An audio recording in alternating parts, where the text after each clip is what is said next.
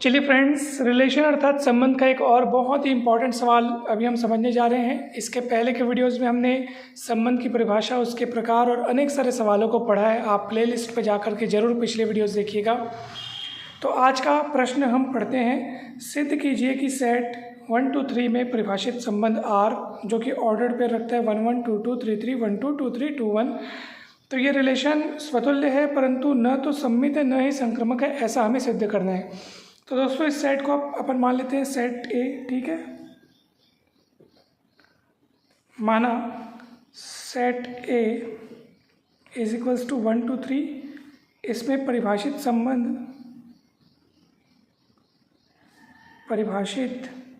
संबंध कौन सा संबंध परिभाषित है? ये आर जो है यहाँ पे परिभाषित है, ये आर। तो आर कौन कौन है यहाँ पे? कौन कौन से ऑर्डर्ड पेयर को रखता है? 1 1 2 2 3 3 1 2 2 3 2 1।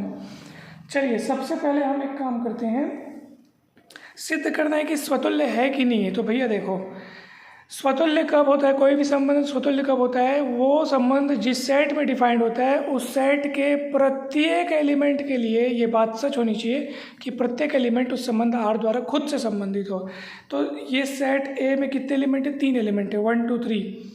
तो अवश्य ही 1 1 से संबंधित होना चाहिए, यानी 1 1 वाला ऑर्डर्ड पेयर आपको आर में दिखना चाहिए। 2 के लिए भी ये बात सत्य होनी चाहिए कि 2 2 से संबंधित हो, यानी 2 2 वाला ऑर्डर्ड पेयर आर में दिखना चाहिए। 3 भी 3 से संबंधित होना चाहिए, यानी कि 3 3 वाला ऑर्डर्ड पेयर भी आर में दिखना चाहिए, जो कि दिख रहा है आपको। तो इसका मतलब आर क्या है? स्वतुल्य है। ठीक है, आर क्या है? स्वतुल्य है। स्वतुल्य है क्योंकि आर स्वतुल्य क्यों है? क्योंकि 1 2 3 यानी कि उस सेट, जिस सेट में रिलेशन डिफाइंड है, उस सेट के प्रत्येक एलिमेंट के लिए, ठीक है, प्रत्येक एलिमेंट के लिए, यानी कि 1 2 3 ये तीनों ए में हैं, तथा 1 1 2 2 3 3 ये तीनों बिलोंग कर रहे हैं किसमें? आर में, इसलिए आर स्वतुल्य। मान लो 1 1 वाला ऑर्डर्ड पेयर दिखता, 2 2 वाला दिखता, लेकिन 3 3 वाला नहीं दिखता, तो आर स्वतुल्य नहीं हो सकता था। ठीक है, या 1 1 वाला ऑर्डर्ड पेयर दिखता, 3 3 वाला दिखता, 2 2 वाला नहीं दिखता, या 1 1 वाला नहीं दिखता, कोई भी एक, किसी भी, कम से कम अगर किसी एक एलिमेंट के लिए भी ये चीज़ छूट जा रही है कि खुद के साथ ऑर्डर पेयर नहीं है, तो आर स्वतुल्य नहीं हो सकता। आर स्वतुल्य सिर्फ तब हो सकता है जब ए के प्रत्येक एलिमेंट के लिए खुद के साथ ऑर्डर पेयर आर वाले सेट में विद्यमान हो, जो कि यहाँ पे विद्यमान है, इसलिए आर स्वतुल्य है। अब देखो, आर सममित नहीं है। आर सममित क्यों नहीं है भाई? क्योंकि गौर कीजिए, सममित कब होता है? कोई भी ऑर्डर्ड पेयर यदि आर में है और उस ऑर्डर्ड पेयर के कोऑर्डिनेट्स को आप बदल रहे हैं, तो बदलने से जो ऑर्डर्ड पेयर तैयार होगा वो भी आर में बिलोंग करना चाहिए। उदाहरण के लिए 1 1 को पलटोगे तो वापस 1 1 आएगा, जो कि आर में है। 2 2 को पलटोगे तो वापस 2 2 आएगा, जो कि आर में है। 3 3 को पलटोगे तो वापस 3 3 आएगा, जो कि आर में है। 1 2 को पलटने से 2 1 आएगा, जो कि आर में है, यानी अभी भी ये सेफ है। लेकिन 2 3 को पलटोगे तो क्या आएगा? 2 3 पलट के देखो तो 3 2 आएगा, लेकिन 3 2 आर में कहीं पर भी नहीं दिख रहा है। तो समझ जाओ, ये रिलेशन सममित नहीं है। तो कोई रिलेशन सममित कब कहलाएगा? एकदम शॉर्टकट ट्रिक, एकदम सरल तरीका है। कोई भी रिलेशन सममित यानी सिमेट्रिक कब होगा? जितने भी ऑर्डर्ड पेयर हैं आर में, जितने भी ऑर्डर्ड पेयर हैं आर में, उनमें से सभी के लिए ये बात सच होनी चाहिए कि उन सभी ऑर्डर्ड पेयर को पलटने से जो नया ऑर्डर्ड पेयर तैयार होगा वो भी आर में अपने को दिखाई देना चाहिए। अब 1 2 है तो 2 1 दिख रहा है, तो 1 2 है और 2 1 दिख रहा है, तो आप ऐसा मत बोलना कि सर सममित होना चाहिए। भैया 2 3 के लिए 3 2 भी तो दिखना चाहिए। कहीं भी एक छोटा सा भी घपला दिखा या एक छोटा सा भी अपने को गड़बड़ दिखा तो समझ जाओ वो फिर सममित नहीं होगा। तो बात सच होनी चाहिए सभी ऑर्डर्ड पेयर के लिए। सभी ऑर्डर्ड पेयर के लिए बात सच होनी चाहिए कि उनको पलटने से जो नया ऑर्डर्ड पेयर बन रहा है वो भी आर में विद्यमान हो।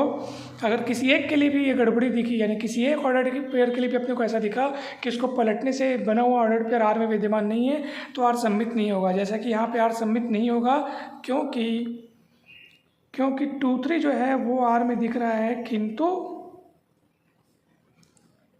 3 2 आर में नहीं दिख रहा है। 2 3 आर में दिख रहा है, लेकिन 2 3 को पलटने से बना हुआ 3 2 आर में नहीं दिख रहा है दोस्तों, ठीक है। तो आर सममित नहीं है। तीसरा, अब तीसरा क्या होगा भैया, तीसरा क्या है, आर संक्रमक है कि नहीं है। तो संक्रमक के लिए क्या होता है कि भैया एक्स संबंधित है वाई से, वाई संबंधित है जेड से, तो एक्स भी संबंधित होना चाहिए जेड से, ठीक है। आप सभी को पता होगा एक्स से संबंधित है वाई से, वाई जेड से, तो एक्स संबंधित होना चाहिए जेड से। तो यहाँ पे देखते हैं वो चीज़ फॉलो होती दिख रही है कि नहीं दिख रही है। देखो 1 संबंधित है 2 से, 2 है ना भाई, 1 संबंधित है 2 से, 2 संबंधित है 3 से, तो 1 संबंधित होना चाहिए 3 से, यानी 1 3 का ऑर्डर पेयर दिखना चाहिए। देखो तो जरा 1 3 का ऑर्डर पेयर दिख रहा है कि नहीं दिख रहा है, नहीं दिख रहा है।